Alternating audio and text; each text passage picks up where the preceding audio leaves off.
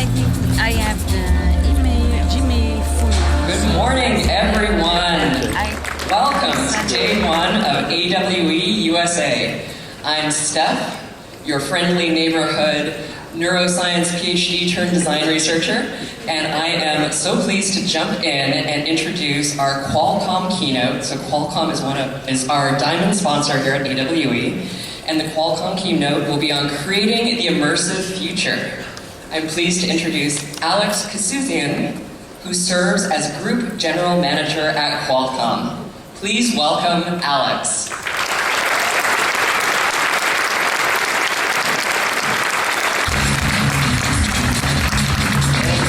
Good morning, everyone. Very happy to be here with you. I'm Alex Katouzian, Group General Manager for our mobile, compute, XR, wearables, and voice and music businesses at Qualcomm. Very happy we shortened the acronym to MCX. So let me get started. We're on the biggest stage for augmented reality in the world.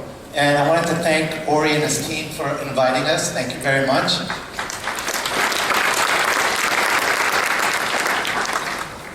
So, this is my first AWE, but this is not new to Qualcomm. And just like the history that Ori went through, we've been doing R&D and product development for XR for over 15 years. And in that time frame, we have established 7 different platforms that are specific to XR. We've launched over 80 different devices with our partners. And we've won numerous awards. And namely, the latest award for being one of the most innovative companies in XR. With that, let me go to how we are proposing, and we're going to walk through how Qualcomm is creating the immersive future. We are at a very, very special inflection point in our industry. Businesses and consumers are realizing the value of spatial computing. And they're realizing the value add to their everyday use cases and how the user experience is getting enhanced. What I wanted to talk about today was how Qualcomm is a key driver in creating that momentum.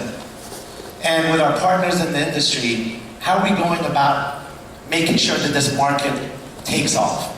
And we're adding value through our technology innovation, our growing the ecosystem with our partners, and bringing developer-first capabilities such as our innovative Spaces SDK to the developer community.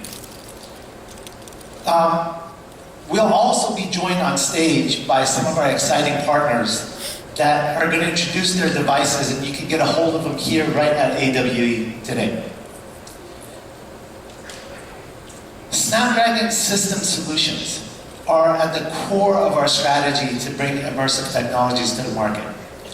And I wanted to cover today some of the key innovations and some of the key technologies that are going to be very, very pertinent to XR.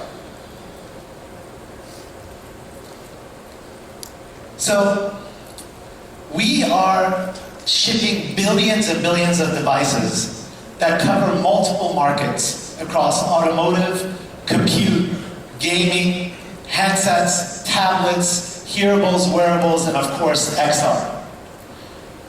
But we have innovated and developed all the key technologies inside of Qualcomm for these businesses. But the key items, if you could look across the tech that we're supporting, CPU, GPU, NPU, camera technology, video, audio, low power islands, power systems, all across these devices, these key technologies are developed inside of Qualcomm with a mindset of mobile first. Why is that important? In mobile, you're actually constrained to a very small space where performance and power are key KPIs for all of our customers and all of our users. Every year, performance is increase in the mobile handsets. Process technology is at a leading edge. Capabilities and use cases advance every year. And every year we have to keep within the power envelope of a handset. And that means we specialize these cores and these technologies to have high performance and low power, which is especially applicable to XR. Let me dig into a little bit more of what these technologies can do for XR. So Qualcomm is known as a communications company, but we are also in a transition point for the corporation. We're transitioning to the computing company, intelligent computing company for the edge. And of course, connectivity is part and parcel of that because you have to have connectivity for communications and connecting to the cloud. But if you take a look at our computing capability and cores that we provide across all of our products, there are four things that stand out as to how these become applicable to the XR environment. If you take a look at our CPU technology, we have custom cores that we've developed in-house that are one of the highest performing, lowest power solutions in the market today. We've applied that to our PC products that have launched, are actually on shelves today. And you can see the performance of these devices are at the highest level with the lowest power, with the longest battery life available. Very applicable to XR. And we are going to provide these types of cores across our mobile products and automotive products as well. The Qualcomm Adreno GPU core is a leading edge GPU capable of playing hundreds and hundreds of games across the mobile market in the Android ecosystem. We are leading performance per watt on these devices. These cores have been integrated and part and parcel of our solutions across all of the devices that you saw on the previous slide. Again, extremely applicable to the XR environment where foveated rendering becomes a key item, gameplay becomes a key item, and the user experience has to be at a high level. The Qualcomm Hexagon NPU. We've had our NPUs embedded into our devices for at least the past 7 to 8 years. But they've been working in the background.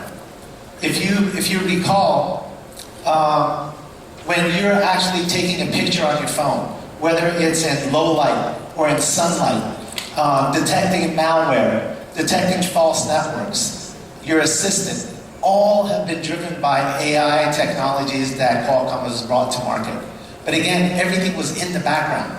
And now in the past 18 months, AI and the capabilities of what it does with generative AI is in the foreground, and everyone's talking about it. But we've had our NPUs embedded and perfected over the past 7 to 8 years. And before that, we have done R&D research on multiple AI capabilities to increase our capability into the market for the future. The NPUs are now embedded into all of our devices across multiple businesses. The Qualcomm ISP, our image signal processor, has been working hand in hand with our AI capabilities for multiple years. We're award-winning capability on mobile devices where our customers continuously place 1 or 2 consistently in benchmarks. Great technology across the board, all 4 of them applicable to XR.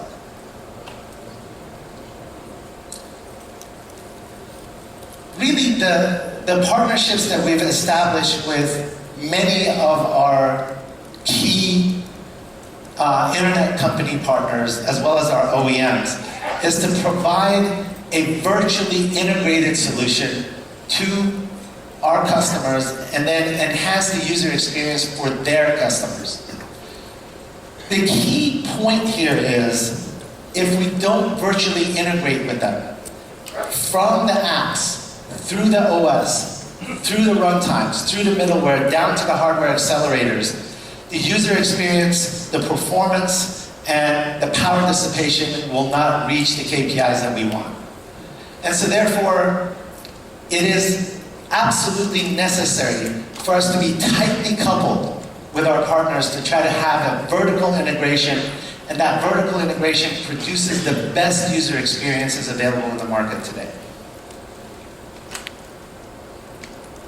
So if I look at Gen AI everywhere, everyone's talking about how Gen AI is going to change the market, it's going to change the user experience, it's going to enhance our daily use cases. But if you think about it, all of us carry multiple smart devices with us. I remember about 18 months ago at Mobile World Congress in Barcelona, we showed the very first Gen AI application where you would type in and describe a scene, and a small 512 by 512 image running probably 10 to 15 tokens per second would appear in about a 20-second time frame. Why was that important? Because it was the first time where text to image was shown to the public. And people started to realize that generative AI could actually be applicable to so many different markets and so many different businesses. And ever since then, just a short 18 months later, we can actually produce that same 512 by 512 image in less than half a second.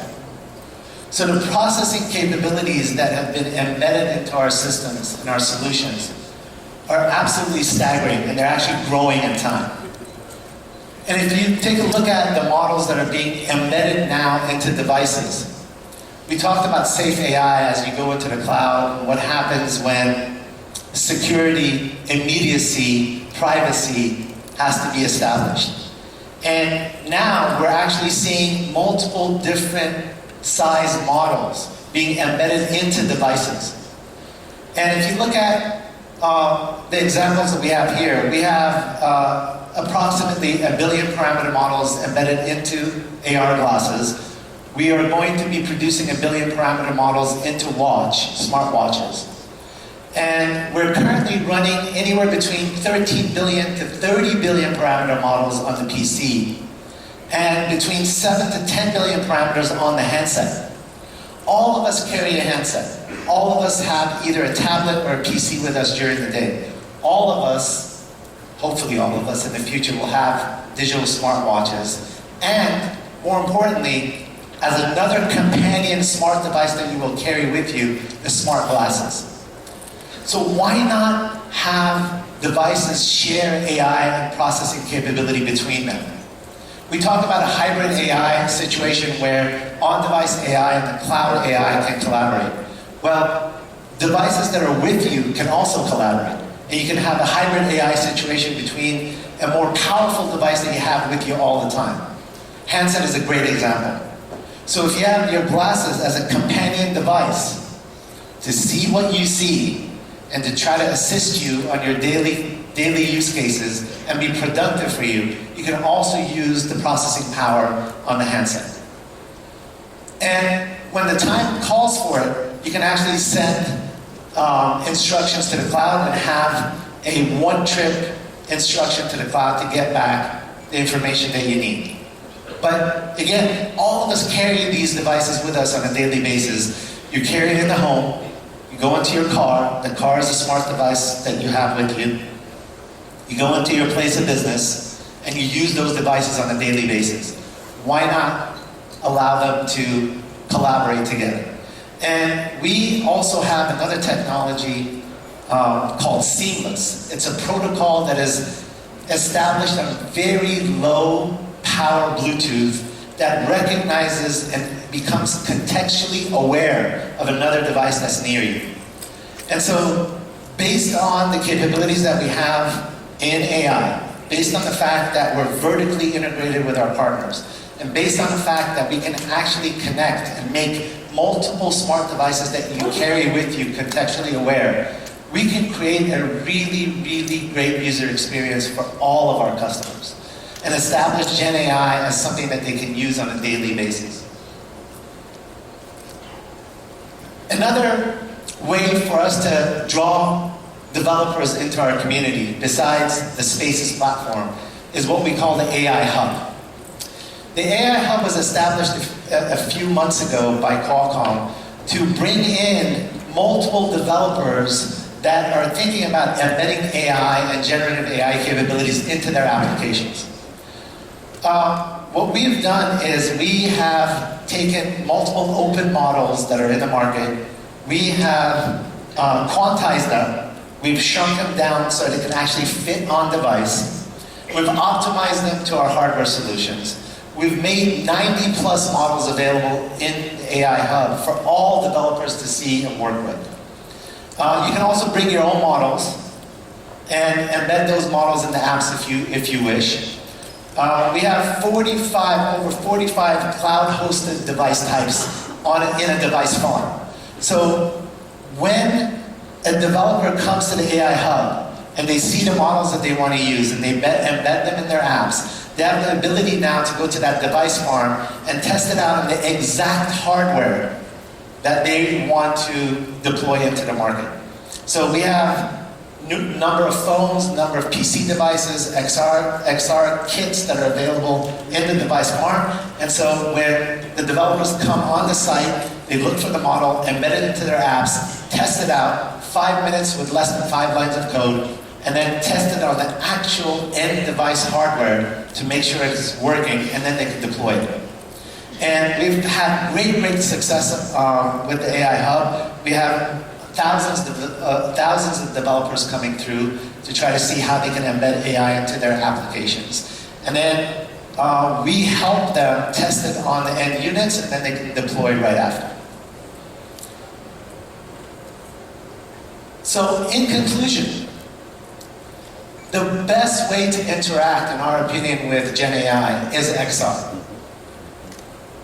The advent of AR glasses, the growth of MR-based solutions, interacting with Gen AI capabilities, again, seeing what you see, being an assistant, helping on device with privacy, with immediacy, with security, and the ability to deploy these types of devices in conjunction with other smart devices that you carry with you is going to be a very large market in our opinion, and we're very happy to be participating and at the center of this large market that will allow us to show the capabilities of spatial computing and have immersive solutions be available to all our customers.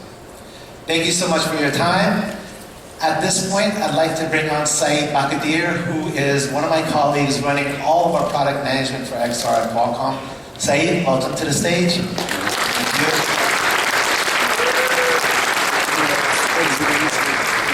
Hello, AWC. Thank you.